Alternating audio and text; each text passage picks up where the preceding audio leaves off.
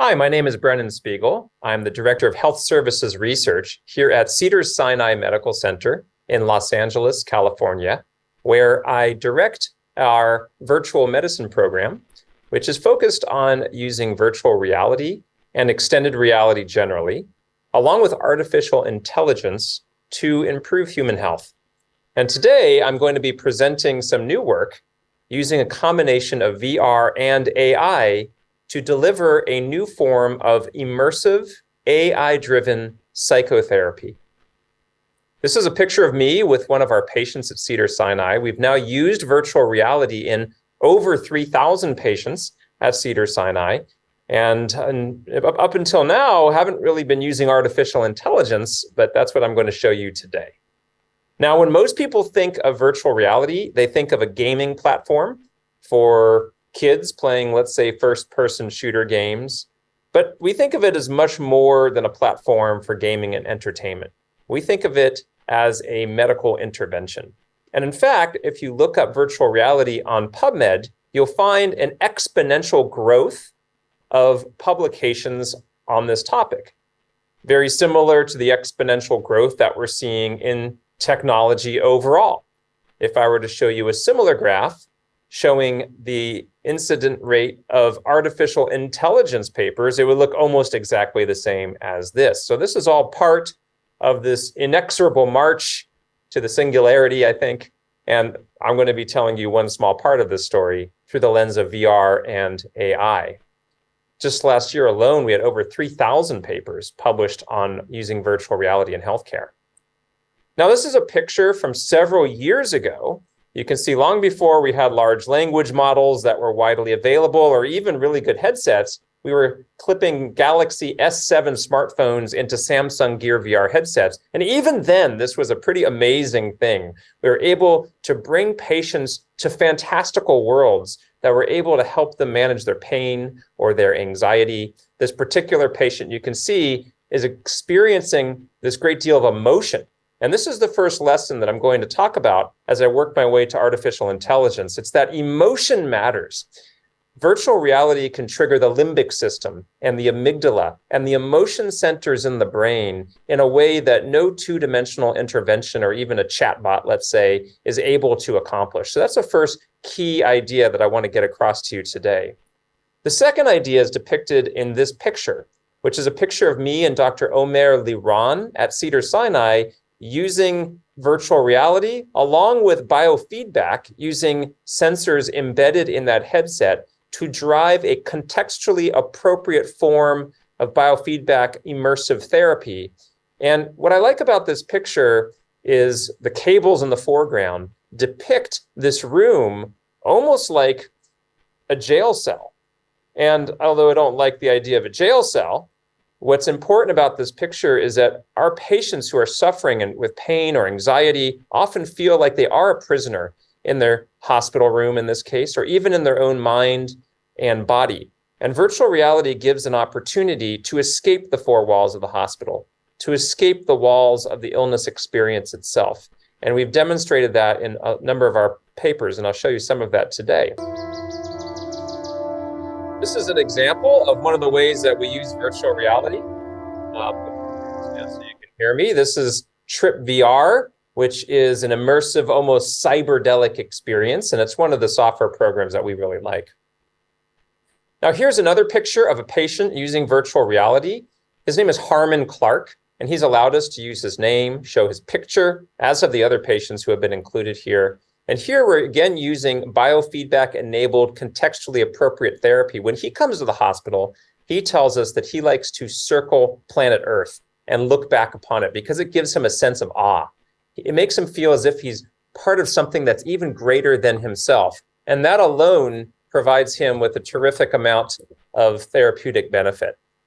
Now, we know that awe has several benefits, and one of them could be measured literally with goosebumps. Goosebumps is a biomarker of this feeling of awe, which has immense spiritual and mental health benefits. And in fact, there's been a study called Are You Awed Yet? How VR Gives Us Awe and Goosebumps, a study from Simon Fraser University in British Columbia, where they took participants, put them in VR, they flew them over their city, which was Vancouver, British Columbia, and then over the Canadian Rockies. And then, just like the last image I showed you, blasted them into outer space where they then looked back upon the Earth. And as they were doing that, they had a goose cam that was entrained on the forearm, and it was able to document evidence of goosebumps in a cause and effect relationship to the use of this biophilic virtual reality. Biophilia meaning love of life. And this idea of being part of Mother Earth has this deep, almost spiritual impact on people's brains and their bodies. And that was demonstrated in this. So these three concepts, emotion, escape, and awe, I want to introduce before I get into the details of artificial intelligence interacting with VR. And this is an example of how we take advantage of those three concepts. What you're looking at here are two computers. And in this room, there's also a patient who's experiencing severe abdominal pain of unclear etiology. And we've not been able to treat her pain very effectively with medications. So we're trying to use virtual reality. And on the right screen, you're going to see in a moment what it is that she saw, which was sitting on a beach, watching a mandala expand and contract. And on the left, you're seeing her moment-to-moment biosensor data called cognitive load. And the lower the sensor readings, the more relaxed and in a flow state she is. And so as she started this therapy, she was anxious, she was upset, she was in pain. But shortly after starting this virtual reality biophilic feedback, we saw an almost immediate drop in her cognitive load. It was almost as if she were hypnotized, and you can see it right here. And right about here, we wondered if she was asleep, but we could see that her eyes were open with the biosensor data. We have pupillometry. And then here, she started to cry, and she said she was in heaven with her deceased son, who had tragically been lost in a car accident 6 months before this video was obtained. And here she said that she was with God. And we took her eventually out of the headset. She said she had no pain at that point. She said she felt light. She felt comfortable and like she had been elevated off the ground. And she said she had no pain. And we talked to her about that. And we said, what happened in your brain at that moment? What happened to you? And we often use this image because it's a really amazing image from Adam Gazzali's lab at UC San Francisco showing a glass brain, the networks that cut across the brain to support consciousness and decision-making. And the idea of this is that our brain is not like a block of clay that rattles around in our brain or in our skull. It is a shape-shifting organ like any other organ in the body. And so we talked to this lady and we talked to all our patients and we say, your brain just changed. And even if we give you medications or surgery or procedures, we may not be able to fix everything. Even if your body betrays you, we can still modify how your brain perceives your body. And that's a very important concept that biophilic virtual reality helps us to achieve. So now the idea is, how can we bring this to our patients? And we've been using virtual reality and using it in the hospital. This is Dr. Omer Liran with a mobile cart that we use to bring this to our patients who are experiencing pain and anxiety. And so this is that. And patients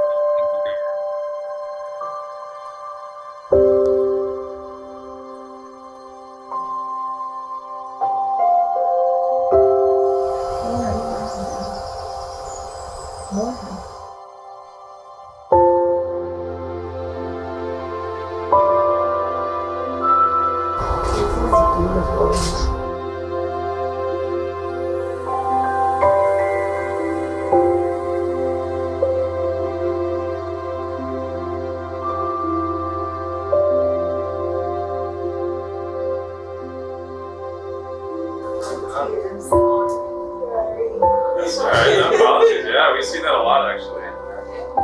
Get a lot of people that get emotional. Right. I don't even have the words to explain it. It's beautiful. It's touching that you guys are doing something that's so great. Being in here and being able to just escape what's going on. Yeah, just when I'm like, ooh, I could just sit here, especially on the lake. I'm like, shoot, I can pretend like I got some barbecue. That's all I need. And just chill there all day. So you can see the emotional effects that VR has on patients. And we've been studying this. This is a randomized control trial that we performed to see how virtual reality can help manage pain. And what we demonstrated is across all patients using VR led to a larger reduction in pain compared to a two-dimensional TV screen demonstrating health and wellness programming. And this was particularly pronounced in those with the most pain, of scores of 8 or 9 or 10 out of 10. So now the question is, how do we amplify this and bring this out to the world? Because we know that mental distress is common, but adequate support is not. Anxiety, addiction, depression, conditions like irritable bowel syndrome, something that I treat a lot as a gastroenterologist, affects over 2.5 billion people in the world. So we need a technology solution with human-like abilities that can scale effectively at a reasonable cost to impact the lives of billions of people. And so this is where we have three major opportunities that converge into one, to converge upon a scalable solution. I've been describing to you some of our research in medical extended reality, or MXR. We now also have advances in large language models and artificial intelligence. And of course, amazing advances in spatial computing with amazing headsets with us right now and soon to come. How do we bring these three together to create something revolutionary, to create something that advances therapy to a point that never was possible? Our solution that we've been developing at Cedars-Sinai is called Maya. And in fact, she's a little robot, your mobile, artificially intelligent ally. And the idea is that you can communicate with this robot or any other avatar that you can imagine over time to receive directed, contextually appropriate, AI-driven psychotherapy. And so what we've been doing is working with our expert psychotherapists, including Dr. Bob Chernoff at Cedars-Sinai, Dr. Karen Oscilla, an expert at Stanford, to figure out how do we train artificial intelligence to be able to deliver psychotherapy that is similar to what they're able to deliver. That may be an ambitious concept, but we've been working with them iteratively to train large language models to see if we can at least get kind of close, because what we need are millions and millions of these doctors, and we don't have near enough of them. So what Maya is doing is combining multiple technical breakthroughs with training from these therapists, using in-lab large language model testing, refining prompts over and over again with feedback from these experts and from patients. Plus, we have a therapy switching architecture. What that means is there are different therapies for different conditions. Cognitive behavioral therapy sometimes is called upon versus relaxation therapy or pure distraction or motivational interviewing. It all depends on what is being discussed. And so we've been training large language models to switch between and among different therapies. Also, LLMs have perfect memory, so they can remember from session to session to develop and establish a relationship with patients. Then using speech to speech, patients can communicate directly with Maya within immersive VR environments. This is how it works. For example, if we were to imagine in the future, using some of the new headsets that are coming, a patient might speak, and then the speech to text gets processed on the cloud, looks at what they're discussing, injects the appropriate model, whether it's cognitive behavioral therapy or motivational interviewing. And then we have developed an AI model that we have been focusing on some patents around to provide contextually appropriate metadata to derive a text-to-speech audio file that then engages Maya, who then displays a series of effects to engage the user in this process. So the way it works is when you get into virtual reality, you're starting with a black screen, and out of the darkness, out of the blackness, a door opens, and you then get access to these fantastical worlds. So I'm going to show you now a user in this environment, and it's going to be a person who's using a Meta Quest, engaging with an older version of our avatar, but you'll see just how this works now. So, Nick, how can I help? I've just been feeling really anxious recently, and I just don't know why. And it's been really affecting just my ability to enjoy things and take time for myself. I just constantly feel like I'm just not able to keep up.